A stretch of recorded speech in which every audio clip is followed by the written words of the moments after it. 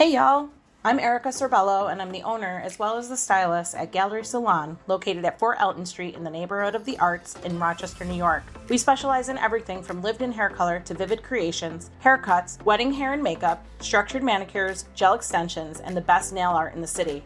We work closely with Rochester artists and makers to carry an array of handmade goodies for you to shop from. Gallery Salon is proud to offer gender-neutral pricing, and we are a certified LGBTQ+ safe zone. Our space and staff are welcoming and down to earth. We know you'll be comfortable to come as you are and celebrate your individuality at Gallery Salon. You can find us at galleryhair.com and Facebook or Instagram. Give us a call at 585-271-8340, or better yet, swing by and meet us and see what we're about. Jazzcast Pros. Welcome back to another episode of Getting Real with Bossy. With Kelly and Kelly. Hi, everybody. We're excited to share with you our interview with Erika Sorbello. Erika was our biggest and first fan of Bossy. Yeah, she was the first person we reached out to and was at our very first meeting, and pretty much everyone ever since. Erika is going to tell you her story, which is not a direct road to success. And she's going to talk about how she stared bankruptcy in the face and what she did to get through it. Yeah, Erika's story is really unique and different from ours, and I hope that you can see some similarities, and hopefully if you're going through some of the same struggles that Erika went through, you'll see how she's doing now and what a great success she is. Erika her salon anyways, is a certified safe space. I think it's fair to say Erika is as well. Yes. And she shares stories of the backlash she faced in doing that. Yeah, it's very difficult when you marry your business to your politics and your ethics. It's amazing what she's done, and she'll definitely tell how that's worked and how much of a struggle it's been.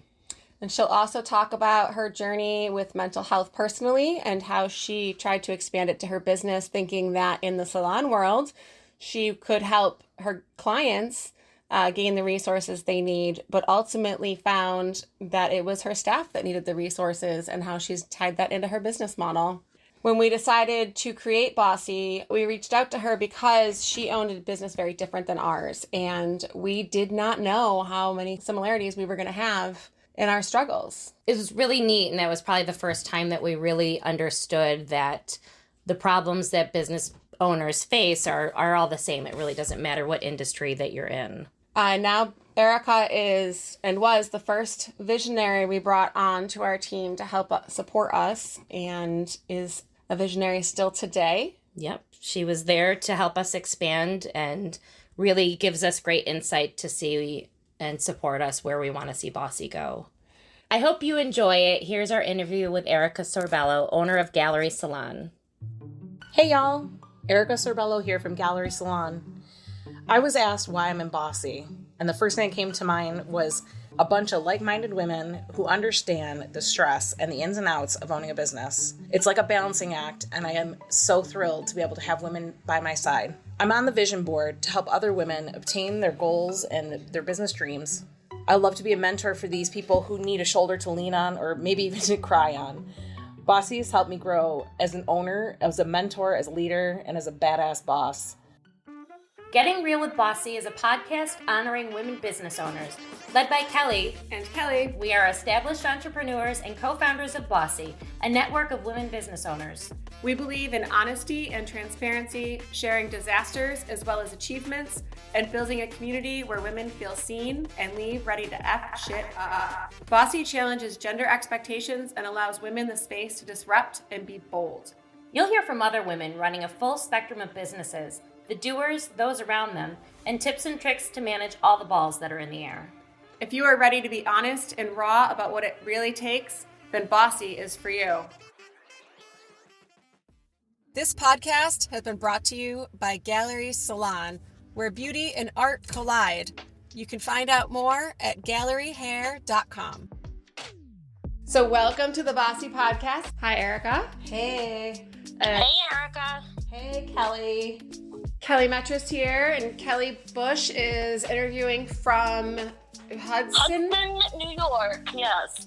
And on site, we have Jordan Betts and Asa Schutz, so you probably will hear their voices throughout. Ericka, do you want to introduce yourself and what you do? I would love to. Hey guys, I own Gallery Salon in the neighborhood of the Arts in Rochester, New York. And I have been in the industry for 23 years, 23 very, very long years, and have owned Gallery Salon since 2015, which brings us to 17 years this year, if the math is correct? You just said 2015, so start over. Yeah. Yeah, I've owned the salon since 2015. Oh, no, since 2005. Just I kidding. was with a different Yeah, guy in no. your opening, so I was No, like, that's you're not not. possible. No, see, the math didn't... When math makes you crazy. Remember, I just had my daughter's parent teacher conference, and they said that her math skills were subpar. So I don't know where she gets that from. So, hi, my name is Erika Sorbello. I own Gallery Salon. I've owned Gallery Salon since 2005. There we go. So 2005. So I've owned the salon for 17 years now, which doesn't seem possible, really, when you think about that I'm only 22. And It's amazing. I know. I was like, I Doogie love your Howser before parallel Doogie life Howser. there. What?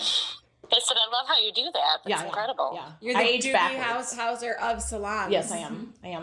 For those of you over the age of 40. We just aged ourselves. Yeah, just kidding. Now you know I'm lying. I am also not a very good liar, so that's something that you should note. Math is not my strong suit either. But I do damn good hair. I Yes, you also employ 12 amazing humans right now. 12, I think it is. We are certified Safe Zone within Rochester, New York, and we have gender neutral pricing, and we work with a ton of local Rochester artisans. You gotta talk louder and make sure people can hear you. Yes, louder. We're on a podcast. We work very closely with NAMI Rochester, which is really great. And what is NAMI? NAMI is the National Association of Mental Illness, for mental illness. They actually are located right on the corner from you guys in Village Gate. By you guys, I am pointing to Kelly Metris because they own Selena's right in the same area, the same complex. Yeah, that's what I do. Why do you do it? Why do I do it? Which part of it? Right? Why are you an HR specialist? Why are you an Why are you a specialist? plumber? Well, because the toilet breaks and someone's got to fix it. Hell yeah. I started doing hair when I was, I had gone to Nazareth College. I came out to Rochester in 97. I just did the same thing you did, Asa. I came out to Rochester in 97 to go to Nazareth College for, I wanted to be an artist. So, I thought that would be like the easiest route for me to go. What was your specialty? Metalsmithing and sculpture. And realized quickly that you have to do all the other classes, like math, to have a 4-year degree, successfully. And after my sophomore year, I decided that was not for me anymore. And I was going to just work at a restaurant and figure out what I wanted to do. And my parents at the time said, if I was going to stay in Rochester, I had to do something. So I applied to RIT. I did get in as a transfer for my junior year, and I decided not to do that because I was going to go into industrial design, and I did not want to sit behind a desk. So I thought about what I wanted to do, and I loved serving at restaurants so much, and I loved people so much that I was like, what the hell? I'm going to do what my dad did, even though I said I'd never do it. And I went to hair school. To my parents' dismay. Is that the right word? Dismay? I think so. Yeah. I think they would agree. Yeah, they were not happy about it. They thought that it was a very dumb idea because backing up, I grew up in a salon. My father had a salon that was literally attached to the other side of our kitchen. So getting ready for school, having friends over, that's like where we played and hung out. And I always said I would never, ever, ever do what my dad did. And here we are. But yours is not attached to your house. No, So there you absolutely go. not. And it will never, ever be attached to my house. No. The part of it that, really was upsetting to me as a child was, we'd be at a family dinner, the rare family dinner, the one that happened like once a month anyways. And we would get interrupted by somebody just walking right in and saying, "Oh, we need you. There's something happening out here." And there was always interruption. It was never a separate entity. Like the family was completely engrossed in my father's salon all the time, which I also have very fond memories of, as well as not so fond memories of. I mean, like the first time I ever found out a child was born was in my dad's salon at Is that 8 fond years or old. not fond? No, that was traumatizing. That was, but the other parts of it were, seeing the hustle and the bustle, like watching people be really excited about leaving and feeling great, and the chit chat and the, just the buzz that was happening all the time. I mean, I would walk out there and there was new people out there every day, every time I walked out there was a new person out there. It was always creative. There was always people laughing. That was like the big thing that I remember, is like people laughing, and the smell of perms and cigarettes, which are not fond memories, but that shows that I'm clearly 22 years old. So back in Can I ask a question? This is a very serious Choking. question. Yes. Did the dryer chairs have ashtrays in the? Yes, they did. So the dryer They chairs did. Oh, were to the left in the salon. There were 4 of them that were attached together. So like if you picked one up, they all came up, and in between there was the little flip ashtrays. Oh yeah, and that you could like lift them out and then dump them out, because you had to do that every day, because there was people smoking all the time. My dad, listen to this story. This is a good story. My father would smoke cigarettes when he was cutting hair, because it was the 80s/90s, and it was fine to do that, clearly. But the thing that I remember the most that has stuck with me is that, so he would be finished coloring someone's hair. And, the color is around your hairline and you got to get it off. Well, now we use what's called stain remover. Oh. My father would dip his towel into the barbicide jar, dip it into the ashtray, rub the ashes around, and rub it on people's heads. Did it work? And it took it off. it's actually an old school technique. Yeah. Cigarette ashes. It's Oh my disgusting. God. Yeah. So people would like, cool, I'll smell like a dirty ashtray. I have not tried it myself. I kind of want to try it, but I have to ask a question. So like the child in me, everyone smoked everywhere, and you never really thought about it. So for walk into a salon and see people smoking and getting their hair done and chemicals and the whole 9 yards, you're just like, okay, cool. Yeah. But the 44-year-old me is like, oh my God, did anyone catch fire? Right? Oh, I mean, Did there things were blow so up? many combustible, especially then, what I mean? Chemicals? Like, the chemicals were insane then compared to what they are now. I mean, like, everybody's so aware of what's going on their skin and in their body and what we're ingesting. Then it was, there was, I'm going to get technical here. There are exothermic and endothermic perms, and the ones that go under the dryer, we really don't do much of anymore. And those were the ones that actually could be flammable. So, the smell that stayed with these people and everything else. I don't believe I ever saw fire though. I don't think so. I'm going to have to ask my dad that. See, I thought when you were going into the story about him smoking, like I knew that was a thing with the ashes, but I thought you were going to go into like he was spraying hairspray. No, but I mean, like, I'm surprised there was no explosion. Not that I ever know of. No, I mean, you know what else we had that everybody was super jealous of? I had a tanning bed upstairs at my dad's salon. I did. It was like getting into the DeLorean. It was amazing. The DeLorean. Yeah. We're aging. Yeah. Crazy for all the 22-year-old. I mean, you guys all understand. You all know what a DeLorean is, so it's okay. It's a reference we all get. So that was super cool. And that was before, like people cared about skin cancer. So we'd lube ourselves up with like Tropic Sun. Was that what it was called? Tropic Sun? Yeah. Crisco. Yeah. But, and ironically, I would put lemon in my hair as well. Speaking of aging ourselves, and in my dad's salon, lay in his tanning bed. So messed up. That was my childhood. That's what I did for fun on Friday nights. And here you are doing it again. Yeah. And I love it. What how did Gallery Salon start? What was your first place like? So my first salon I worked at was a super busy place on Park Ave. I was there for about 3 years. I built my business super quick because, as you can tell, I'm a talkative person, and I have absolutely zero problems walking up to people and saying hi and introducing myself. And just started asking people if they wanted a free haircut. I was out at bars. I was 20, 21 years old. I was socializing all the time. So I built my clientele super quickly. I had a bunch of friends still from Nazareth that were in need of a hairstylist. They weren't going home anymore. They were now like residing in Rochester.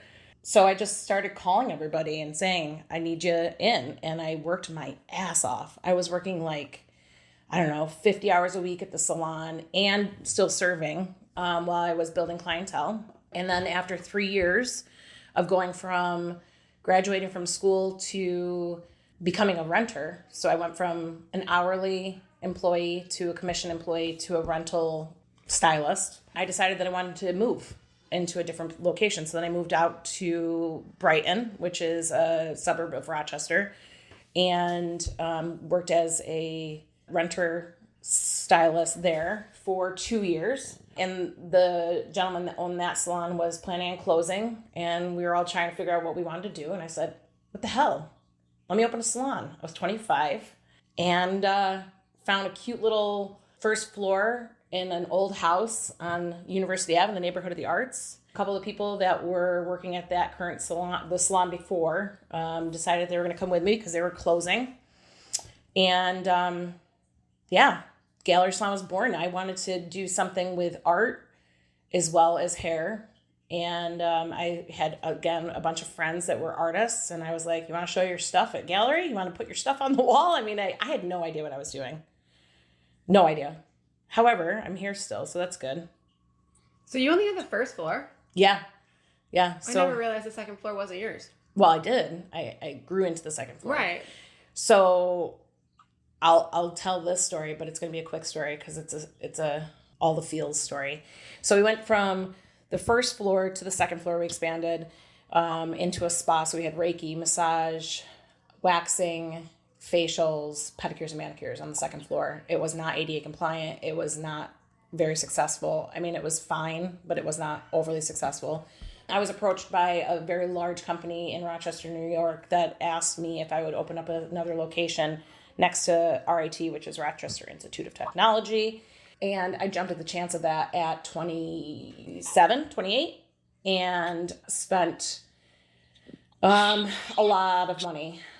$750,000 when I was 20. How old was I? 27, right? It was 2008. So we've already discussed that math is not our. Oh, right. Yeah. So I was, and a third party offered me a space at a retirement facility, and I just thought that I could do whatever I wanted to do, and I could do it. It didn't matter how many more hours I needed in my day that were not available. So I had 3 salons. At this time, I was spread so thin that nothing was overly successful. So fast forward a little bit of time, as everybody knows, the recession of 2009 happened. I lost almost everything. I was going to declare bankruptcy. However, I had put my salon on University up for collateral. So had I declared... As we do. Yeah, as we do, yes. And my home. As we do, because I bought my home the first year I opened the salon as well, because I knew I was going to be poor and I was a landlord. So I was like, oh, perfect. They can pay my mortgage. So you technically had another job on top of this. Sure. Yeah. So I had my home and my business up for collateral, and it was either declare bankruptcy and lose everything or pay it back. So I decided I was going to pay it back. So I closed Park Point, the location at RIT. Shortly after that, I closed Rivers Run, which was at the independent living facility, and came back to University, guns blazing. And at that time, I was in the process of getting married and starting a family. Fast forward to 2013, my amazing child was born. And at the time, the salon was expanding, growing, like to the point where we were literally bursting at the seams. It was, maybe 800 square feet. It was a tiny place, maybe 1,000. It was tiny. The downstairs where the salon was. But we had decided that the spa portion of the salon was not going well. By we, I mean me. And the mouse in your pocket? Me, myself, and I, we were having this conversation one day. I was talking to myself and decided that we needed to expand what I was really good at, which was being a stylist and also educating my stylists, and downsize and get rid of the spa services. So when my daughter was 8 months old, I signed a lease for a space that was almost 3,000 square feet. That was an old warehouse that was a completely empty space, raw space, and opened up where we are now, currently on Elton Street. That is a block from my old location, and it is extremely successful and huge and awesome and like my big girl salon. It's my dream place, and I love it so much. And we've grown, God, I mean, I can't really do the numbers because of COVID and everything, but man, we've expanded our business multiple times. Multiple. So can I ask you a deep question? Sure. Kelly, did you want to ask something first? Just because Erika's bad at math, what year are we talking that you opened Gallery at Elton Street? On Elton Street, I moved over there in March of 2014. So my daughter was 10 months old. Yeah, because you had her first birthday there. Yeah. That's right. Yeah, we had our first birthday party at the salon. That's right. So you're obviously an optimist. I am. Because only an optimist would take that much on that quickly. And you're obviously good at what you do, running the business and as a stylist, because you wouldn't have been able to do all of that. As someone who can feel a lot of those feelings with you and has gone through a closure and all of the emotions that go in, what would you say were the top feelings you had about yourself before you closed, when you closed, and then now about the closure? So I was, I'm going to just be honest, arrogant and young.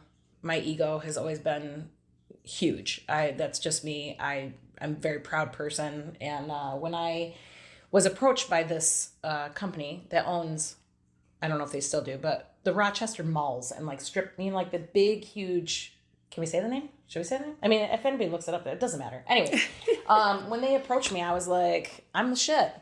They clearly want me. I mean, why wouldn't they want me? So, of course, at that point, I really did not know how to make, I didn't even know how to make a spreadsheet, for Christ's sake. I mean, like, I didn't know, I didn't write a business plan, Kelly Bush. I know. I mean, like, I didn't know what the hell I was doing. I literally was flying by the seat of my pants. So when I got in and, things started rolling and things were going well, and then all of a sudden the recession started and everything just like tanked and nobody was coming. And to my defense, it's still currently there, the whole plaza. There's one business since 2008 that is still there. One. And she's a very good friend of mine and she has struggled herself.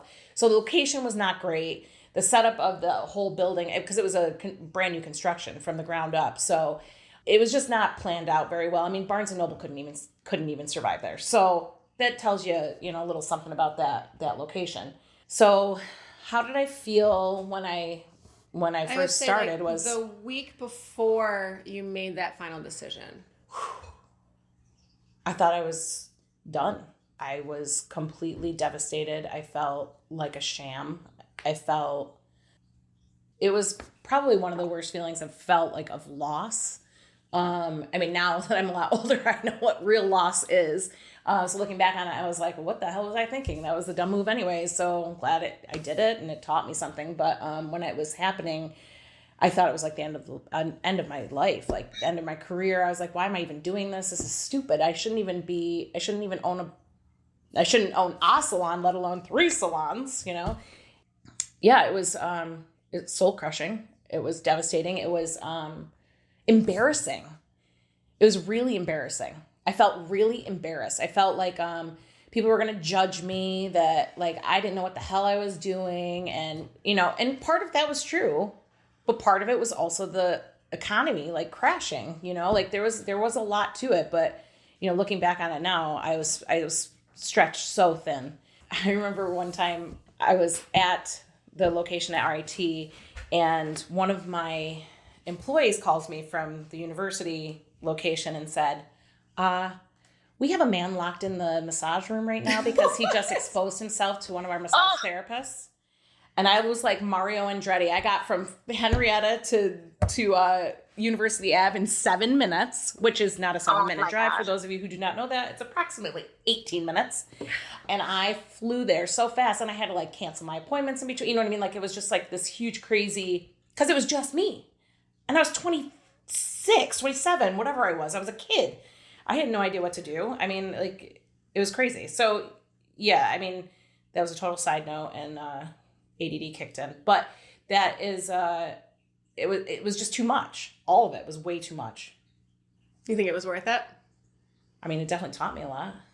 You know, I generally say that every decision that I've made has brought me to where I am now, whether it's good or bad. It's taught me something. I've learned something. And, you know, it's one of those things that if you forget history, then you're doomed to repeat it or something. Yeah, I mean, I try really hard to actually make very educated decisions now and really think about things instead of just leaping with my heart, which my current partner has been amazing for me with that, really thinking things through, talking things through. I think having a partner that actually cares. And well, when you say partner, you mean life partner? Oh, yes. Partner? Sorry. Yes. Right. Yeah, sorry.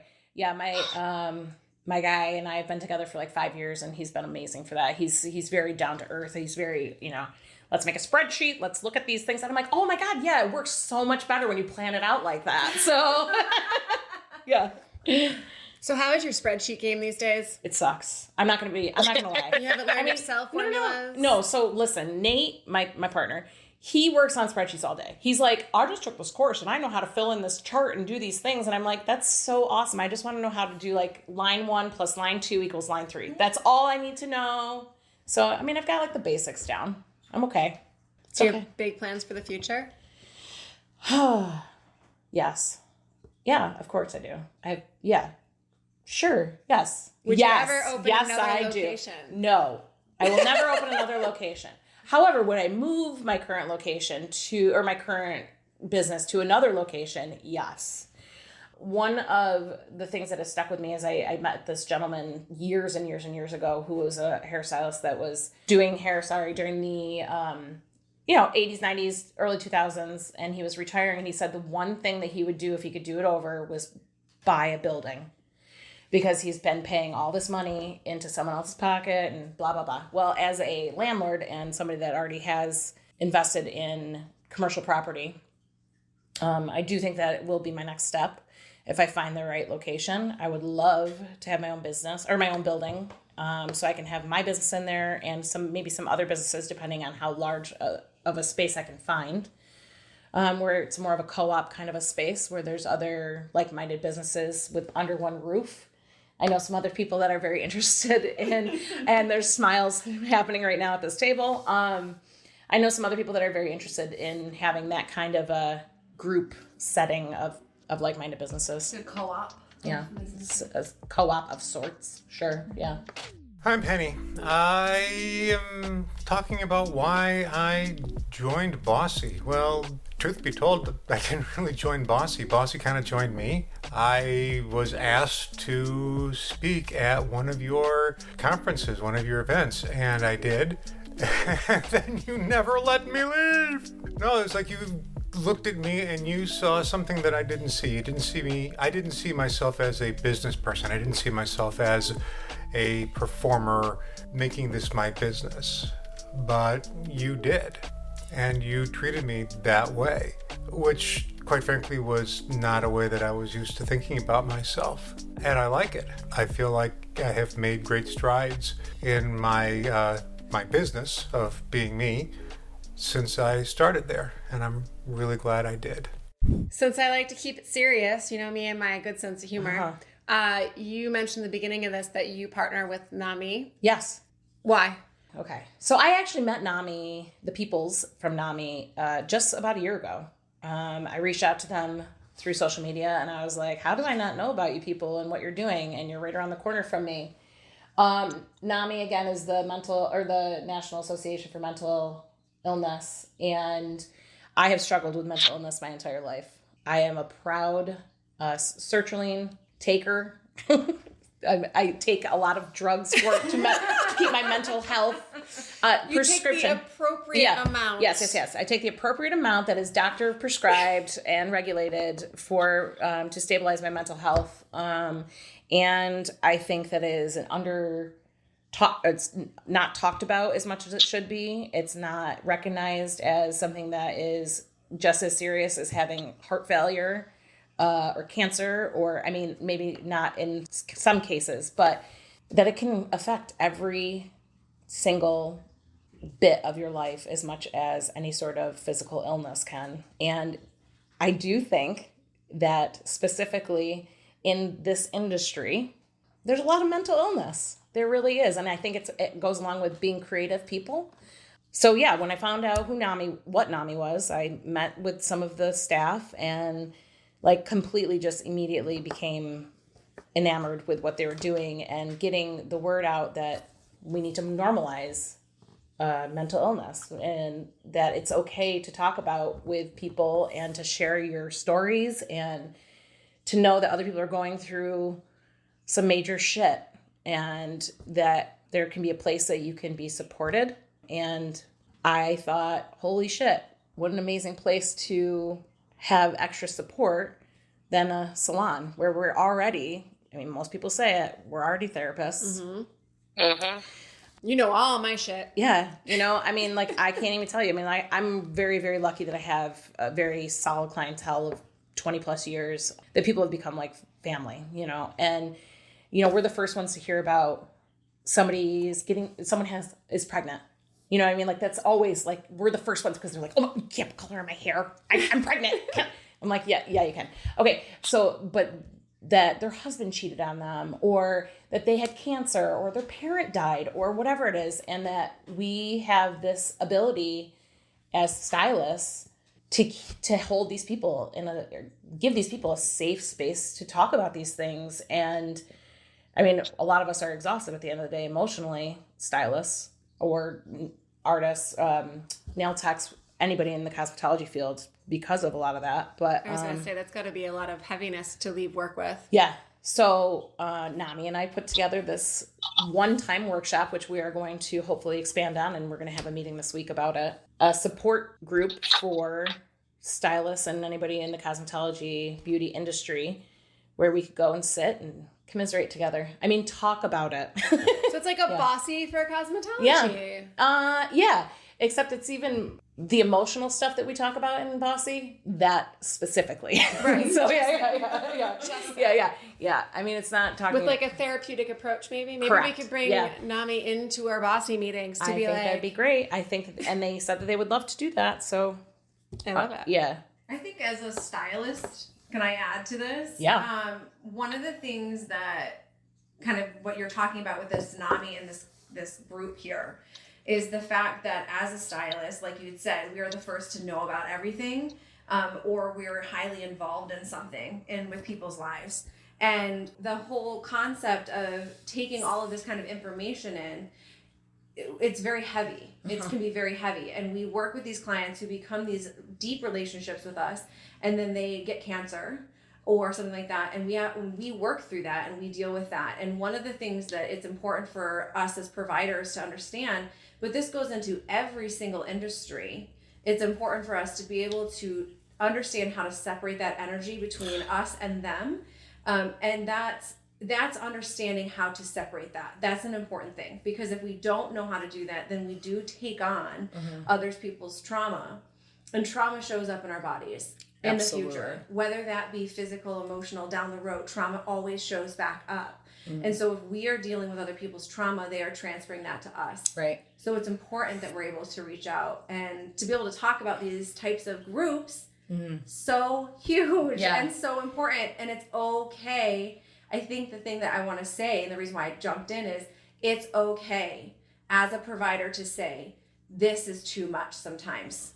And we need to be able to step back, and someone else has to help us process through that. So ironically, the whole NAMI grouping, the group that we put together was supposed to be for us as providers to recognize if one of our clients was having some sort of mental illness, either episode or something was going on like suicidal, for us to be able to see the warning signs of it. And so everybody came in with that kind of knowledge, right? Like that's what this was going to be about. That, you know, someone comes in, can we define whether it's just they're having a bad day or like they're not showering anymore, they are not brushing their hair, they look completely different physically, you know, like knowing the warning signs. So for us as providers, we came in there thinking like they were going to share with us all these warning signs and like how to deal with it. all the places that we could send them to and have a resource guide. And we do have all of that. It ended up being every single one of these people by the end of the 2-hour session, everyone was like, so how do I, as a provider, unload at the end of the day when I have 7 clients that just threw all of their heavy shit on me? You know, like, how do I separate that? And how do I take care of myself? And how do I learn how to say no and set boundaries? And, you know, we talked a lot about like turning off your phone at night. If a client contacts you, don't respond. You don't have to be at their beck and call. You do not need to be available 24/7. You set boundaries and you say, I'm only working from this time to this time on these days. And if you contact me outside of those hours, I will only be responding to you within these hours.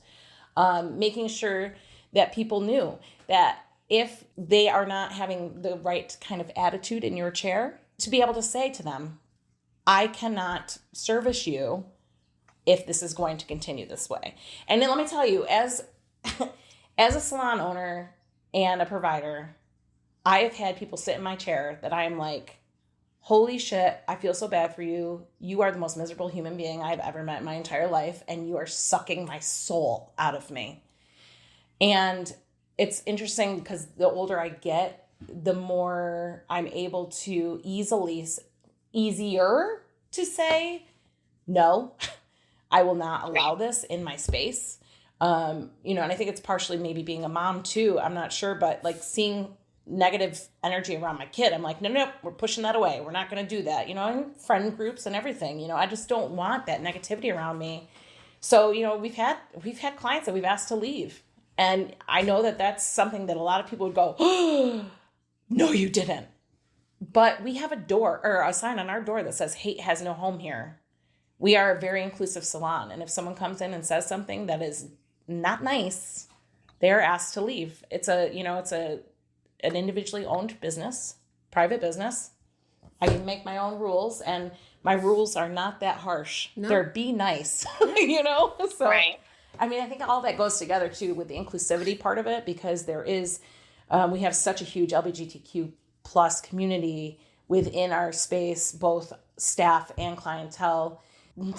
There's a lot of mental health stuff that goes along with that, you know, and it is a safe space. So if someone comes in there and they start running their mouth about anything that may be a little off color, they're shut down really quickly, which is unlike a lot of businesses. And I think that, you know, our salon has grown, Gallery has grown because of us defining our space as to be so inclusive and, you know, like celebrate your weirdness and celebrate your uniqueness and your individualism. Wow. Individual. Yeah. Well, how about individuality. So English and math aren't our strong points. I mean, I'm a really good artist, though. I get caught hair like all day. You know, and to speak to that, though, I think over the last 3 years, we've really seen a lot of hands being forced. Right? And as business owners of our own businesses that identify as we may, it is our job to let the world know where we stand, how we stand, what we accept and what we won't.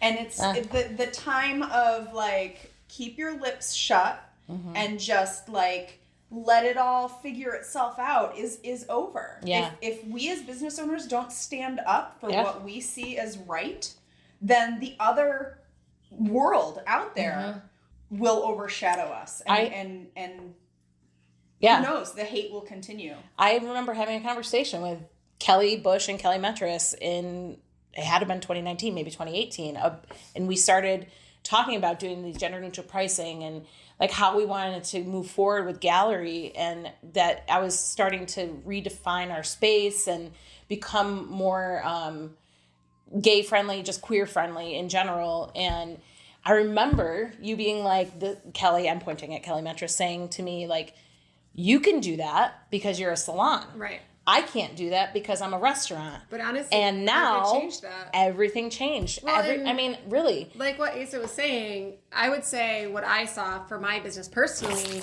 was before COVID, I didn't have to really say anything. our general rule was don't be a dick. Yep. And if you were a dick on any side of any spectrum, you can leave. Yep. And once, and it wasn't just COVID, I would say it was probably around that time because there was a lot of political stuff going on. And politics doesn't necessarily play a role in my business, but don't be a dick does. And a lot of people felt the worthiness to say whatever the hell they wanted. And I was like, oh, hell no. And it started getting so outlandish. And then it really just like 2020 just like pushed it in. And I'm like, what the fuck? I'm just trying to be open. And then I was like, you know what? I can only have 50% of people in here. I'm going to pick the 50% that get to come in. Right? Like, I was like, no, like it became this whole new level, which really allowed businesses that were in a position like mine that felt like I didn't have to say anything because nobody was being overtly racist. They weren't being overtly transphobic, you know, like anything, like people just kind of kept their mouth shut into their own thing. Yeah, not and anymore. if they didn't, then we asked them to leave. But now it just seemed like this one of these things that was like people could say whatever they wanted. Yeah, and I mean, even just last week in my neighborhood, all right, there's a new restaurant there that's owned by a lesbian couple, and they just got this horrendous handwritten letter in the mail With a Bible, right? With a Bible and it was just basically like, please keep this Bible. I paid a lot of money for it, but you're gay and you're awful and you're going to hell. So you need to fix yourselves. And it's like, that could be a whole nother podcast. well, yeah. I mean, even in my industry where people are shooting real estate photos, right? You think that's not important, whatever.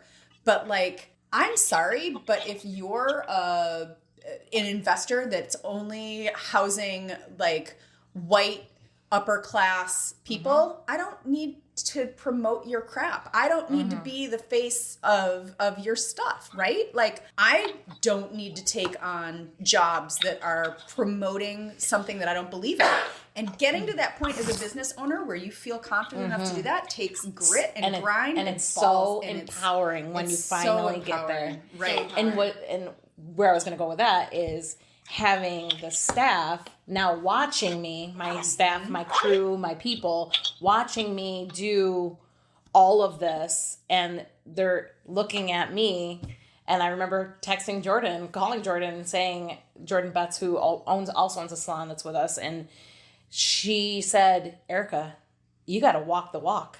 Or if you're, you got to talk the talk if you're going to walk the walk. Like you need to show them that you're serious. If you're preaching this, you need to practice it. And I'll give you the story about that really quick. I had a gentleman that I had been cutting his hair for 20 years, him and his wife. And he came into the salon one day, and I have a Black Lives Matter sign hanging at the front of my salon very proudly. And he said, I got to tell you something, Ericka. I think my life matters too. And I said, sure it does. We'll call him John. His name is not John. And I said, sure it does, John. And he said, well, shouldn't you have a sign up that says that? And I was like, John's life matters. John said, because isn't that discriminating? And I said, I'm not doing this today, John, because he had made comments to me prior to this about the wall being built and that anybody that speaks a different language should not be in this country. And we had words about that as well. And so I finally told him he was no longer welcome. And that was when I called Jordan and I asked for advice because I was like, I don't know what to do. This is serious. Like, he would not have said that to my Black employees at that time. He wouldn't have, because he knew that as a white woman, he thought he could push me around and bully me into saying something really disgusting within my business. And I'm here to offer him a service. And I was like, you're no longer welcome back here. And it was one of the hardest things I ever did. But my staff came up behind me, rallied. A lot of them cried because they were so proud of that. And we became stronger as a team. We became stronger as what we wanted to do and who we wanted to provide for and what we will and won't stand for. And that goes right back to like it must be nice is, right? Like, yeah, that's one of the benefits of owning your own business is we get to provide the services that we are so good to the people that we just think are deserving of them and the things that we want to promote. I'm not out there making commercials for mobile and gas companies because I drive electric cars, right? Like, but when Green Spark calls me and says, hey, we're celebrating 20 years of being in the green energy field. We'd like you to come and record our event. It's like, absolutely, hell yeah, I'm behind you 100%. Yep. And being able to get to that point is tough. And being at the point where you can say no or say get out is important. It's also been really difficult through COVID too, because we are a safe zone. We actually take that to multiple different areas. Like, we're not just LGBTQ safe zone, but we are ADA compliant. We make sure that we are solidly equipped for anybody to come into our salon. Except for haters. Yeah, except for haters. And we had some people real pissed off that we were continuing to mask. And our masking situation, we did not go with like the greater population of people unmasking and whatnot. And we had people, I remember specifically one day, one of my employees, her client came in and was like, "Are you effing kidding me? You're still masking?" Like, started like freaking out on her. And she turned around and said, "You can go somewhere else. I'm sure that there's other places that don't mask." And now she came in the back room and she tells me this story. Most bosses would say, "You did what?" And I was like, Get it, girl. Yeah. Get it. I'm so proud of you. Thank you for continuing to like stand your ground and like support Gallery and what we're doing. You know, like, it was so important. And I'm giving my staff this sense of empowerment, you know, like, it's so awesome. You know, and we make decisions as a team. We have monthly meetings. We make sure that everybody's on the same page and everybody feels comfortable. And some people might call that being a sheep and doing the thing. But man, we are doing great. Let's face it, the best leaders follow from the middle of the flock, right? They're not in the front where they don't see what's going on behind them. They're right in with it. And if you can make your team feel empowered, you're just going to succeed. Do you know how penguins all move as a group? Yeah. There's one that goes out to the front and then they go back to the middle and bring another one out front so everybody stays warm. Yeah. You know what I mean? Yeah.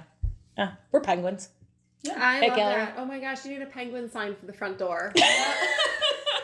You know, we're getting a little full with all of our political signs right now, but you know. Your front door does have a lot of signs on it. It does have a lot of signs. We actually just took off all the NAMI signs, which was very sad to see come down.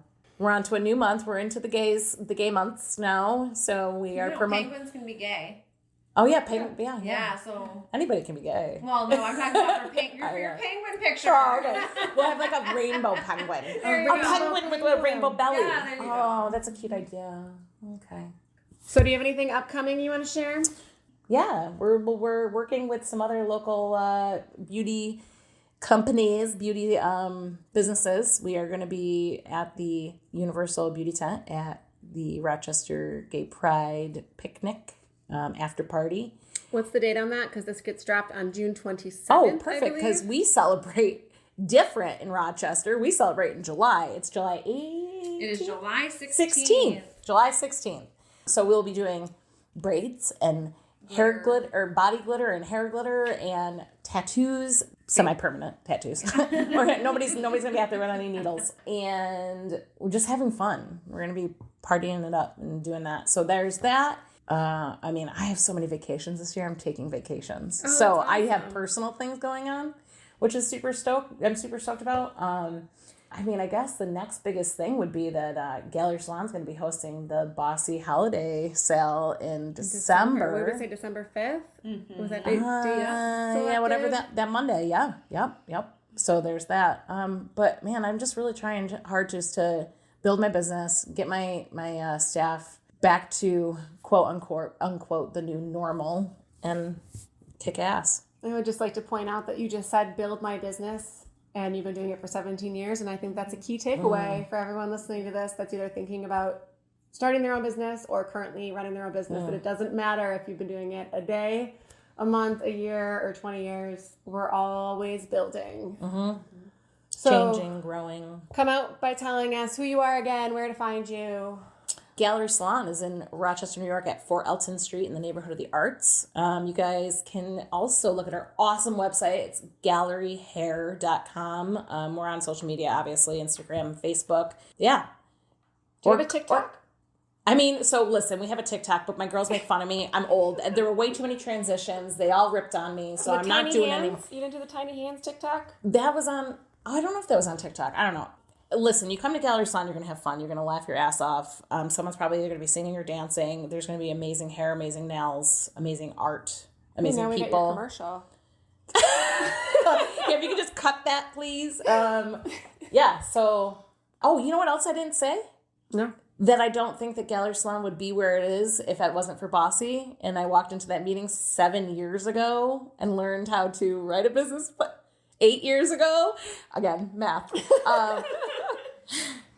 And learned how to write a business plan for my business and learned that I needed a I-9 for each one of my employees. And this was, I'm going to figure this out, 9 years into my business that I found out all those things. Yes, which makes us past any kind of audit guidelines, I believe. So if anyone from the state is listening, those yes. Oh, don't worry, everything is up to date. Everything is filed appropriately. That's a different podcast. Your HR. Yeah. Oh God, HR. Well, Bossy loves you, and Ericka was our first and has been our biggest supporter since day one. So we thank you. And if Kelly was still here, she would thank you too. And we love you. I love you guys too so much. Thank you for letting me be a part of this and grow with you guys. Thank you, Ericka. Peace.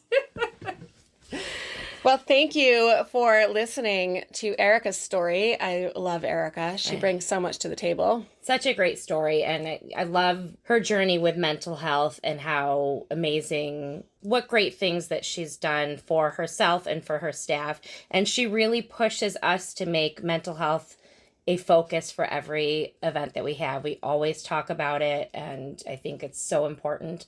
And if you are struggling with any mental health issues, NAMI is nationwide and certainly something to look into.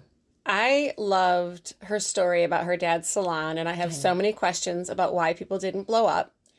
I've known her for so long, and it wasn't only till about 2 years ago that I even knew that was how she got started. I just had no idea. I just assumed she always did amazing hair. I had no idea. My amazing hair. Does my amazing hair as well. She does a lot of Bossy members, and I think that's one of the neat things about Bossy is that once you meet us and once you meet people in the group, you just want to support them, and it's such a great network. She does a lot of our hair. Well, tune in next time for Getting Real with Bossy. We are excited to share another story with you, and we hope you like it. All right, Bossies, thank you for listening. Now subscribe, get out there, be bold, be brave, and be the boss.